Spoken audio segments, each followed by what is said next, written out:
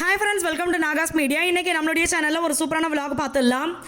இது பார்த்தீங்கன்னா first time நான் உங்களுக்கு இந்த vlog காமிச்சிருக்கேன். என்னன்னா நம்ம வந்து பாட்டு கிளாஸ் போயிட்டு இருக்கோம். நான் பாப்பா மகி மூணு பேருமே பாட்டு கிளாஸ் போறோம். மகி பார்த்தீங்கன்னா இடையில வந்து இந்த பேட் ட்ரம்ஸ் வாசிக்கிறதுக்கெல்லாம் வந்து ப்ராக்டிஸ் எடுத்துட்டு இருக்காங்க. இது பேட் வாங்கியும் வச்சிருக்காங்க, வீட்டில் ப்ராக்டிஸ் பண்றாங்க. ஸோ அந்த நாலேஜில் பார்த்தீங்கன்னா இந்த மாதிரி சின்ன சின்ன நாலேஜ் நம்ம வளர்த்துக்கிறதுனால கரெக்டாக அன்னைக்கு வந்து ட்ரம்ஸ் மகி கையில் கொடுத்தாங்க. அதுவும் பார்த்தீங்கன்னா அவர் பிடிச்சி வாசிச்சுட்டாரு. எனக்கே ஆச்சரியமாக இருந்தது, நம்ம பயவுள்ள இவ்வளோ திறமையாக இருக்கானே அப்படின்னு சொல்லிட்டு. அதே மாதிரி பார்த்தீங்கன்னா அந்த சைடு பக்கத்தில் அண்ணா நிற்கிறாங்க பார்த்தீங்களா, சூப்பர் டேலண்ட், பாடுவாங்க, வாசிப்பாங்க, டான்ஸ் ஆடுவாங்க. அங்கே இருக்கிற எல்லாருமே வந்து அந்த அண்ணாவை திரும்பி பார்க்குற அளவுக்கு அவங்களோட இது இருக்கும், அவங்க அந்த டேலண்ட், அவ்வளோ டேலண்ட்டு. அதே மாதிரி பார்த்தீங்கன்னா அன்னைக்கு ஆர்கெஸ்ட்ராவும் சரியான ஜாலியாக இருந்துச்சு எங்களுக்கு. ஏன்னா பார்த்தீங்கன்னா டான்ஸு பாட்டு ரெண்டுமே சேர்ந்து இருக்கிறது அன்னைக்கு. அதனால் எல்லாருமே பாட்டு பாடிட்டு டான்ஸ் ஆடிட்டு அங்கே இருக்கிற ஆடியன்ஸ் பார்த்தீங்கன்னா நல்லா டான்ஸ் ஆடி என்ஜாய் பண்ணிட்டு இப்படி இருந்தாங்க. நான் பார்த்தீங்கன்னா எனக்கு வந்து இந்த ரொம்ப மெலோடியாக ஜானகி அம்மா வாய்ஸ், சித்ரா அம்மா வாய்ஸ்லாம் வராது எனக்கு. அதாவது அந்த மாதிரி அவங்க எடுக்கிற பாடல்கள், அந்த மாதிரி பாடல்கள்லாம் வந்து நான் பாடவும் மாட்டேன். எனக்கு வந்து ரொம்ப பேஸ் வாய்ஸ் இல்லை, நல்ல ஹை ரேஞ்ச் இப்படி போகுது என் வாய்ஸு. அதனால் பார்த்தீங்கன்னா அதாவது அந்த இனிமையான குரலை எதிர்பார்க்க முடியாது, நல்லா கணீர் கணீர்னு போல்டாக தான் எதிர்பார்க்க முடியும். நான் வந்து கோவை கமலா அம்மா இருக்காங்கல்ல, அவங்களுடைய சாங்ஸ் எடுத்து ப்ராக்டிஸ் பண்ணுவேன். அதே மாதிரி இருக்கிற சாங்ஸ் தான். இப்போ காணக்கருங்குயில அன்றைக்கி நான் பாடியிருந்தேன். அடுத்து பார்த்தீங்கன்னா மச்சா மீச வீச்சர்வா சாங், அதுதான் நான் பாடியிருந்தேன். நாங்கள் வந்து இப்போ தானே கற்றுக்குறோம். ஸோ அதனால் போனால் ஒரு 2 பாட்டு 3 பாட்டு 4 பாட்டு இப்படி தான் பாடுறது. மகி கொஞ்சம் அதிகமாக பாடுவாங்க, அவருக்கு நிறைய ப்ராக்டிஸ் இருக்குது. நான் இந்த வீடியோ பார்த்தீங்கன்னா ஒரே நாளில் எடுத்தது கிடையாது, எல்லாமே நான் வந்து கொஞ்சம் கொஞ்சம் எடுத்து வச்சு எல்லாத்தையும் சேர்த்து போட்டிருக்கேன், வேறு வேறு நாளில் எடுத்தது. இந்த இது பார்த்தீங்கன்னா எங்களுடைய அந்தோனியாரப்பா சர்ச்சில் கொடி ஏற்றிட்டாங்க. ஸோ இன்னும் ஒரு 2-3 நாளில் திருவிழா ஸ்டார்ட் ஆகிடும்.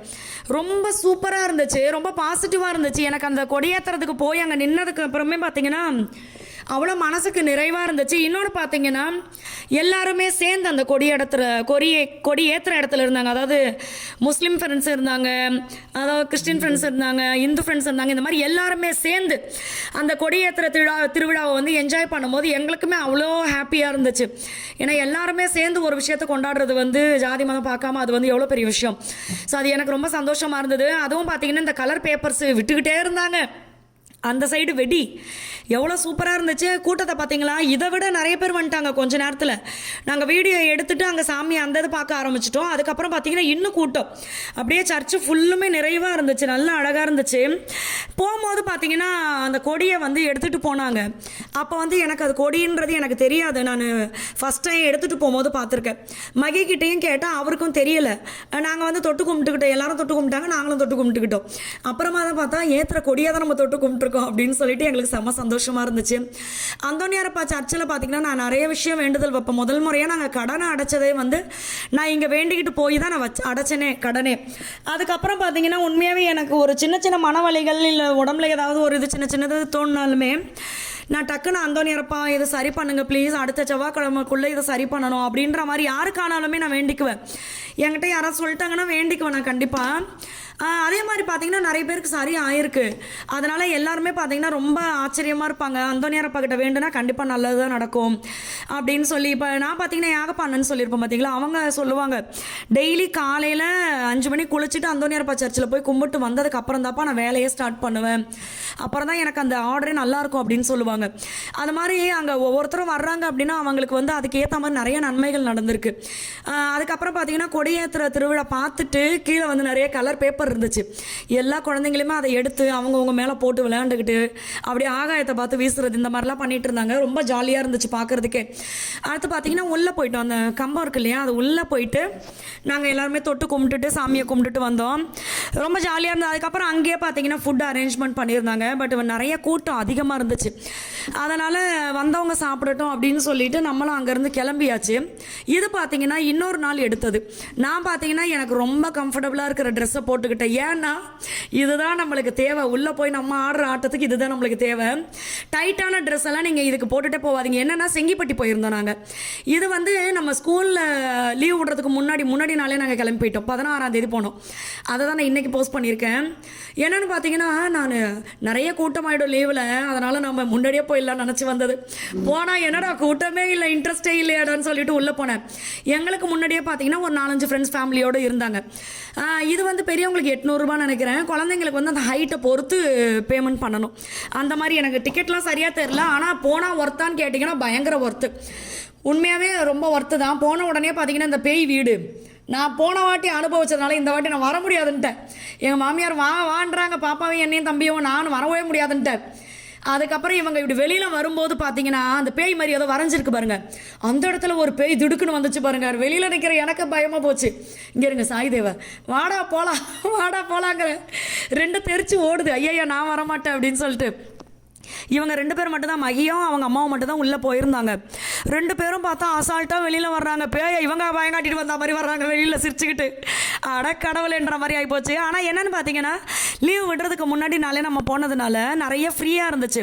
போன வருஷம் நாங்கள் இதுக்கெல்லாம் போயிட்டு க்யூவில் நின்றுட்டு இருந்தோம், நிறைய விஷயம் கிடைக்கவே இல்லை. நான் காலில் அடிபட்டெல்லாம் வந்த போன வருஷம் எல்லோரும் ஏறி மிதிச்சிட்டாங்க காலில். இந்த வாட்டி பார்த்தீங்கன்னா எல்லாம் காத்தாட கிடந்துச்சு, நம்ம வாட்டுக்கு போய் ஏறி உட்காந்துக்கிட்டு இருந்தோம். ஆனால் என்னென்னு பார்த்தீங்கன்னா இந்த ட்ரை கேம்ஸ் எல்லாம் வந்து வாட்டர் கேமை என்ஜாய் பண்ணிவிட்டு ஃபைனலாக பண்ணுங்கள், இல்லைனா ட்ரை கேம் போகாதீங்க. எனக்கு தலை சுத்தல் வந்தது பாருங்கள். இது வந்து கொஞ்சமாக நாங்கள் எடுத்தோம், வாட்டர் கேம்லாம் நாங்கள் எடுக்கலை. ஏன்னா நம்ம என்ஜாய் பண்ண போகிறோம், நம்ம செல்லை கையிலே வச்சுட்டு இருந்தால் அதையும் நம்ம பார்த்துக்கிட்டே இருக்கணும் அப்படின்னு சொல்லி மன்னார்குடி போனோம். அதுக்கப்புறமா எங்கள் ஃபேமிலி ஃப்ரெண்ட்ஸ் எல்லாம் கூப்பிட்டுட்டு, நான் ஆல்ரெடி காமிச்சிருப்பேன் என் ஃப்ரெண்டு பஞ்சு வைஷுன்னு சொல்லிட்டு, அவங்கள அழைச்சிட்டு நாங்கள் போயிருந்தோம். மன்னார்குடி பார்த்தீங்கன்னா இன்னும் எனக்கு செம்ம ஜாலி.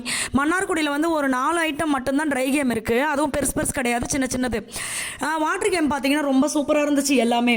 நான் வந்து இன்னொரு வாட்டி மன்னார்குடி போயிட்டு வரலாம் மகி அப்படின்னு சொல்லிட்டு இருந்தேன். ஏன்னா எங்களுக்கு வீட்டில் இருந்து பார்த்தீங்கன்னா செங்கிப்பட்டி வந்து கொஞ்சம் தூரம், மன்னார்குடி கொஞ்சம் கிட்ட எங்களுக்கு, அதனால் நம்ம அங்கே போயிட்டு வருவோம் அப்படின்னு சொல்லி பேசினோம்.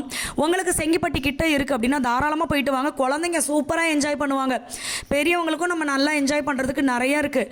இப்போ எனக்கெல்லாம் பார்த்தீங்கன்னா ட்ரை கேமில் ஏறும்போது 2 பழக்கம் இருக்குது எனக்கு. ஒன்று வந்து ஊரில் இருக்கிற சாமி பேர்லாம் சொல்லி கத்த ஆரம்பிச்சிருவேன் ஒன்று, இன்னொன்று பார்த்தீங்கன்னா இறங்கும் போது தள்ளாடிக்கிட்டே தான் வருவேன், அந்த மாதிரி ஆயிரும் எனக்கு. அதனால் அதுவும் காசு போட்டாச்சு நீங்கள் ஏறி தான் ஆகணும்னு எங்கள் மாமியார் ஒரு பக்கம் ஏற்றி விட்டோம். இதில் பார்த்தீங்கன்னா இங்கே பாருங்கள், அந்த செல்லு வெடுக்குன்னு ஒரு இதுவாகும் பாருங்கள், கட் பண்ணிட்டோம் அதோட. ஏன்னா போக போக வேகம் எடுத்துருச்சா, நான் முருகான்ற அங்கே இருக்கிறவர் கேட்டார் மகிக்கிட்ட, எப்பா நிறுத்தவாப்பான்னு. இல்லை பரவாயில்ல போங்க அப்படின்ட்டு. என்னால் அந்த சவுண்டு போடுறத வந்து நிறுத்தவே முடியாது, ஆசைப்பட்டு தான் ஏறுவேன், ஆனால் கத்திக்கிட்டு கிடப்பேன் வண்டியில் ஏறிட்டு. அடுத்து இது பார்த்தீங்கன்னா ஒரு 2 ரவுண்டு போனாங்கன்னு நினைக்கிறேன். அடுத்து எல்லாருமே கேட்டதுனால அதான் 3 ரவுண்டு என்னவோ சொன்னாங்க, திருப்பி அந்த ஒரு ரவுண்டு எக்ஸ்ட்ரா போட்டு விட்டுருந்தாங்க. நல்லா இருந்துச்சு, அதான் கொடுக்க வேண்டிய ரவுண்டையே திருப்பி போட்டிருந்தாங்க, அவ்வளோதான். அதுக்கப்புறம் இது பார்த்தீங்கன்னா குழந்தைங்க ஏறி உட்கார்றது. எனக்கு இந்த சாய்தேவ் பண்ணுறது தான் அவ்வளோ ஆச்சரியம். எதுலேயுமே பார்த்தீங்கன்னா வடிவேலு கம்பியை பிடிக்காமல் பஸ்ஸில் நின்ன மாதிரி தான் பண்ணுறான். அதெல்லாம் நான் பிடிக்க மாட்டேன் அப்படின்னு சொல்லிட்டு அவன் பாட்டுக்கு ஜம்முன்னு உட்காந்துக்கிறான். பெரிய விஷயத்தில் வந்து நம்மளுக்கு ஏறுறதுக்கு பயமாக இருக்குது. அந்த இளம் கன்று பயமறியாதுன்றது இவங்கள பார்த்து தான் தெரிஞ்சுக்கணும். குழந்தைங்க யாருக்குமே பார்த்தீங்கன்னா பயமே இல்லை, எதில் வேணாலும் ஏற்றி விடுங்கடா, நாங்கள் பாட்டு சுற்றிட்டு வந்துடுவோம், உங்களை மாதிரியா நாங்கள் அப்படிங்கிற மாதிரி இவங்க பண்ணுறாங்க. அடுத்து இதில் பார்த்தீங்கன்னா நாங்கள் ஏறி உக்காந்துட்டு எப்பா ஏந்தா ஏறினமோன்னு ஆகிப்போச்சு. நான் கண்ணை இறுக்கி மூடிக்கிட்டேன். நம்மளுக்கு பக்கத்தில் இருந்த தம்பியும் ஒரு பாப்பாவும் நின்று உட்காந்துருந்தாங்க. அவங்க பார்த்தீங்கன்னா சிரிக்கிறாங்க நான் கத்துறதை பார்த்து. நான் முருகான்னு கத்த கொஞ்ச நேரம் கழிச்சு காருண்யா பார்த்தீங்கன்னா பெருமாளை கத்துது. சரியான சிரிப்பாக தான் இருந்துச்சு. அதுக்கப்புறமா பார்த்தீங்கன்னா கொஞ்சம் இந்த மாதிரி ஸ்டாச்சுவில் இருந்துச்சுல்ல முதல்ல ஏஞ்சல், இந்த சாரி அது என்னது தண்ணிக்குள்ளே இருக்குமே, என்னது அதுக்கு பேர் மெர்மைடா, அது அவங்க பக்கத்துலலாம் நின்று ஃபோட்டோ எடுத்துகிட்டு அதுக்கப்புறம் பார்த்தீங்கன்னா இந்த குழந்தைங்களுக்குன்னு ட்ரெயின் அது இதுன்னு நிறைய இருக்குது குழந்தைங்களுக்கு, அதெல்லாம் போய். ஆனால் என்னென்னா இதெல்லாம் பார்த்தீங்கன்னா வெயிலே நம்மளுக்கு தெரிய மாட்டேங்குது, என்ஜாய் பண்ணுறதுக்கு போகிறோம்ல வெயிலே தெரிய மாட்டேங்குது, அதெல்லாம் கிடைக்குதோ அதிலெல்லாம் ஏறுடான்ற மாதிரி ஆயிடுது. நான் பார்த்தீங்கன்னா எங்கள் மாமியாருக்கு டீ வாங்கி கொடுக்க வந்த பாருங்க, அந்த பொம்மையை பார்த்து பயந்த எவ்வளோ கேவலம் பார்த்துக்கோங்க.